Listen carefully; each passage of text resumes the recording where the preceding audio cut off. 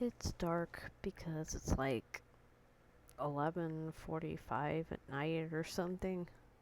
11:40, close enough. It's almost midnight. Um, and I don't want to turn on bright lights because it's late. I don't like bright lights late at night. But you got my fairy lights behind me. And I don't know if you can see it very well, but I have a Bowser poster here. It's Bowser and Bowser Jr. Maybe I'll make a vlog during the day so you can all can see it, because right now it's just a blur. It's kind of what things look like without my reading glasses when I try to read. Anyway, grief is such a complicated emotion. It's ridiculous how complicated grief can be, because you're not just sad for missing the person. You can also be angry at them for dying. And sometimes I do feel mad at my mom for dying and leaving me like this with my dad and leaving everything up in the air. And then there are days where I'm just so sad I can barely breathe because I miss my mom. You know, I'm a little girl who wants her mommy, and mommy isn't here anymore. And that's the hardest part of it, is that she's not here anymore. And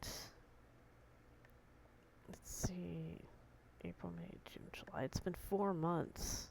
The 12th. It's been 4 months. This is the longest I've ever been without my mom. And there are a lot of days where I'm just terrified.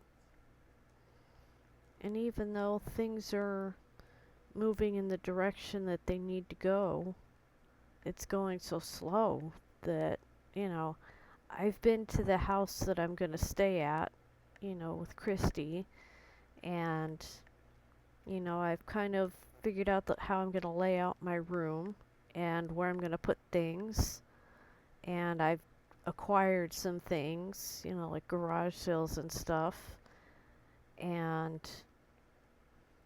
that are going to go in the room. And I've actually taken some stuff over there, so it's real. I will go there eventually. I just wish it would hurry up, because I don't want to be stuck here on Christmas. Excuse me, sorry. My mom is what made Christmas Christmas here. And I don't want to put up a tree just to have to break it down and take it apart because, oh, we're going to leave tomorrow. You know, I don't even want to do it this year. Not the tree, not the presents, not any of it. I'll go to church and that's it. Like, and I know that's probably letting everybody down, but it's just going to be too painful. My mom is what made it magical, and that magic is gone, and I don't know how to create that magic, damn it. I want my mom, it's what I want. I just want my mom. I hate this.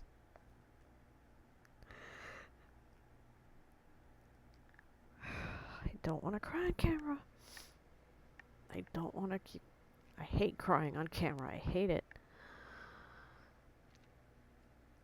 I'll probably cry after, but damn. The even harder part about all this is that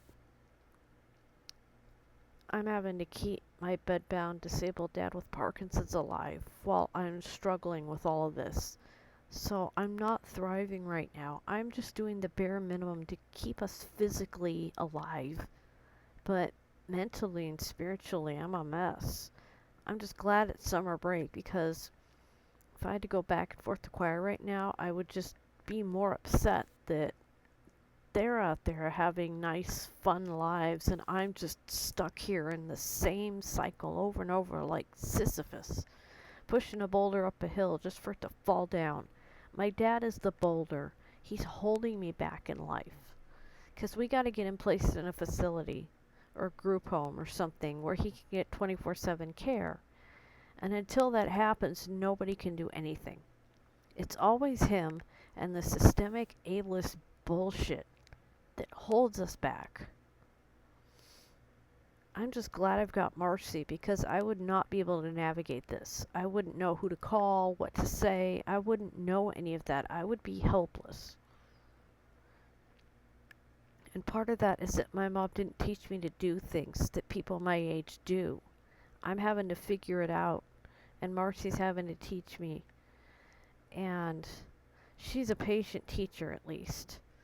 And I am figuring out some things on my own, like a little bit of cooking here and there. Maybe one of these days I'll make a video about it, but right now the weather's just too horrible. It's too freaking hot. I just get it done.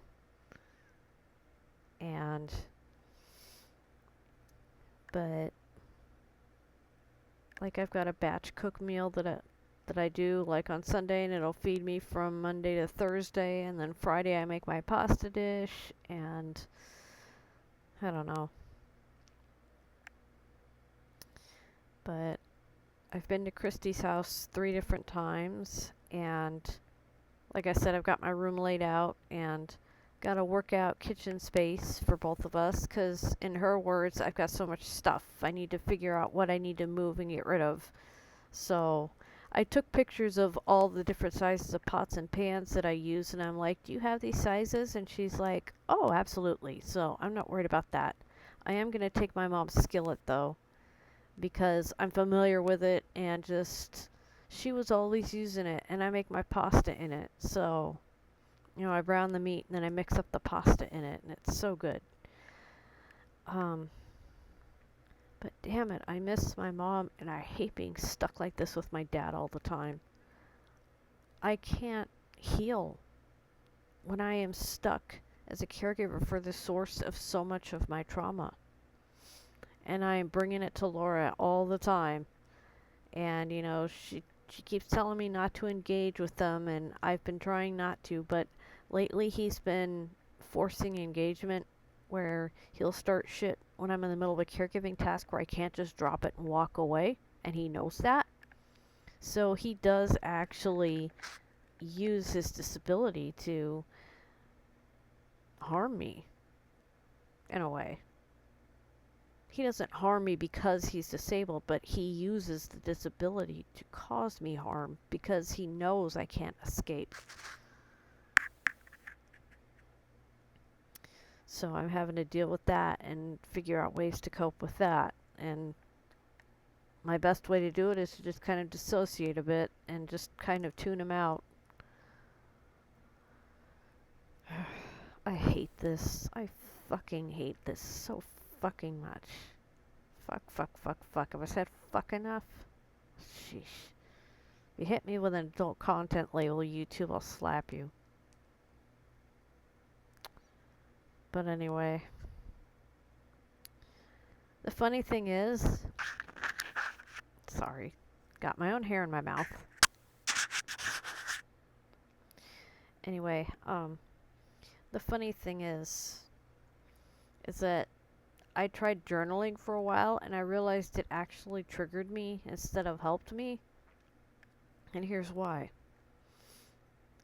Because I would just write it down. There was no one to see it or read it except me. And much of my life has been me pouring out feelings to people who would then dismiss or disregard or ignore or belittle them. So it's like I put something out and nothing came back. Or only pain came back. By vlogging, I'm actually putting things out there for people to relate to listen to be like, oh, I've done that, or yeah, God, that sucks. I know, I've been through that. I'm going through it. And dang it, maybe something I say helps somebody survive. Not feel so alone. But good Lord, this is hard. And I'm sharing with you because I'm having a tough time up here mentally, and instead of just going into myself, I'm putting it out. This is one of those times where trauma is not pretty for me. It may not look that dramatic, but up here, it's not very pretty. You know, my trauma part is kind of sloshing around in the ocean. My minus Godzilla part, he's my trauma part. He's moving and restless, and that's why I'm vlogging. Because maybe if I express what he's feeling, he won't rampage and keep me up all night. Because if he gets in a fight with Angry, my angry part is Monster vs. Godzilla. When they fight, that's a trauma reaction. And that can keep me up all night. And then I don't sleep. And when I don't sleep, I'm even more of a mess. So I'm putting it out there in this long, rambling, nonsense video that who knows if anybody will watch. If you watch this far, somewhere in your comment, tell me Godzilla is hot. That's how I'll know you watched all the way through this. Just say Godzilla is hot. Because it's nonsensical and it'll stand out.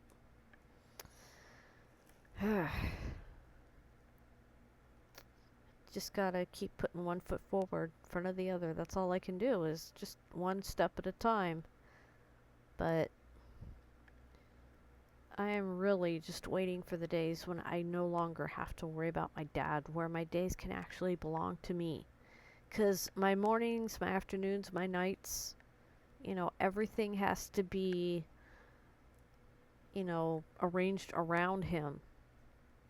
You know, in the mornings, I don't get to have mornings to myself, really. I don't get to have afternoons to myself until Tommy gets here. And I don't get to have the nights to myself. There's no aspect of my life that has not been interrupted by him, except my therapy sessions. Because I'll ignore him for my therapy sessions. And that's easy because these headphones do block out some sound, so I don't hear his bell. Because I'll be busy listening to Laura, that any kind of extraneous noise just kind of doesn't exist. I get hyper-focused when I'm in therapy. But he is basically the weight that holds me back. And that's all he's ever really been in my life. And I just hate that now his disability has become this. Because I know that's not his fault. But it's just another layer to this heaping, like, layered mess of trauma he has created within me that I now have to dig through to heal. And meanwhile, he's piling on more layers. So I can't dig out until he is no longer in the picture. Where I get to control when I go see him. Because right now, if he calls me right now, I'd have to drop this and go and find out what do you want. And he should be asleep. So when he calls, after I've let my guard down, that really pisses me off. It really triggers me. I just turn into a very mean person when I'm triggered. Anyway, I've rambled enough. I know a lot of this is hormones too. Gotta love periods. But at least I'm past the painful part of it, so it's just messy and sweaty and being emotionally unsettled until Saturday. And then I should equalize again. And I drank my chamomile tea and I'm starting to feel sleepy, so good night, y'all. Love you. Take care of yourselves. And if you can't sleep, put on some Josh Groban. He'll help. Good night.